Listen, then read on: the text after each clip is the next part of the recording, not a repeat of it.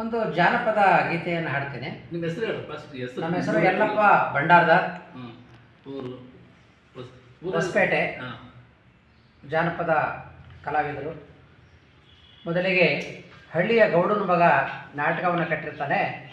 ಆ ನಾಟಕ ಆಡೋದು ಎಷ್ಟು ಕಷ್ಟ ಅನ್ನೋದನ್ನು ಈ ಹಾಡಿನಲ್ಲಿ ಹೇಳ್ತಾನೆ, ಅನುಭವದ ವಿಚಾರವನ್ನು. ನಮ್ಮೂರಾಗ ನಾನೊಂದು ನಾಟಕ ಆಡಿಸಿದ್ದೆ, ನಮ್ಮೂರಾಗ ನಾನೊಂದು ನಾಟಕನ ಆಡಿಸಿದ್ದೆ, ನಾನಾದ್ರ ದೊಡ್ಡದೊಂದು ಪಾರ್ಟ್ ಮಾಡಿದ್ದೆ, ನಾನಾದ್ರ ದೊಡ್ಡದೊಂದು ಪಾರ್ಟ್ ಮಾಡಿದ್ದೆ. ಊರಾಗಿದ್ದು ಮಂದಿ ಎಲ್ಲ ಯಾರು ಕೊಟ್ಟರು ಪಾರ್ಟ್ ಅಂತ ಬಂದು ನಿಂತ್ರೆ ಒನ್ಸ್ ಮೋರ್ ಅಂತ ಹೇಳ್ತಿದ್ರು. ನಮ್ಮೂರಾಗ ನಾನೊಂದು ನಾಟಕನ ಆಡಿಸಿದ್ದೆ, ನಾನಾದ್ರ ದೊಡ್ಡದೊಂದು ಪಾರ್ಟ್ ಮಾಡಿದ್ದೆ. ಕುಳಿತಿದ್ದ ನನ್ನವಳು ನನ್ನನ್ನೇ ನೋಡ್ತಿದ್ಲು, ಕುಳಿತಿದ್ದ ನನ್ನವಳು ನನ್ನನ್ನೇ ನೋಡ್ತಿದ್ಲು, ನಾನವಳನ್ನ ನೋಡಿ ಎಗರಾಡ್ತಿದ್ದೆ. ಅವಳು ನನ್ನನ್ನು ನೋಡ್ತಿದ್ಲು, ನಾನು ಅವಳನ್ನೇ ನೋಡ್ತಿದ್ದೆ, ಮತ್ತಾರಿಗೂ ನೋಡಲಿಲ್ಲ ನಾಟಕದಾಗ. ನಮ್ಮೂರಾಗ ನಾನೊಂದು ನಾಟಕನ ಆಡಿಸಿದ್ದೆ, ನಾನಾದ್ರ ದೊಡ್ಡದೊಂದು ಪಾರ್ಟ್ ಮಾಡಿದ್ದೆ.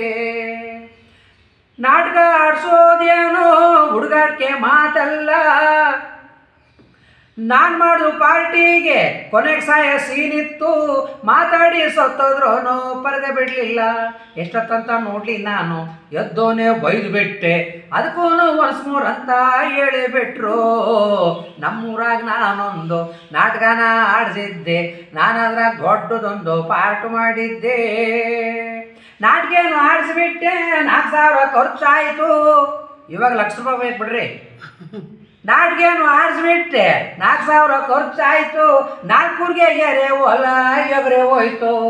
ನಾನು ಮಾಡಿದ ಪಾರ್ಟಿಗೆ ನನ್ನವಳು ಮೆಚ್ಕೊಂಡ್ಲು, ನಿನ್ನ ಸಮಾನ ಯಾರಿಲ್ಲ ಅಂತ ಕೊಂಡಾಡಿದ್ಲು.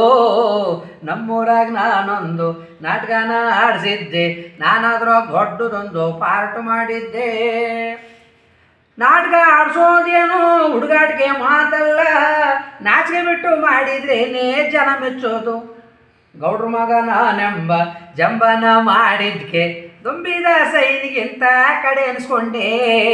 ನಮ್ಮೂರಾಗ ನಾನೊಂದು ನಾಟಕನ ಆಡಿಸಿದ್ದೆ, ನಾನಾದ್ರ ದೊಡ್ಡದೊಂದು ಪಾರ್ಟ್ ಮಾಡಿದ್ದೆ. ಧನ್ಯವಾದಗಳು.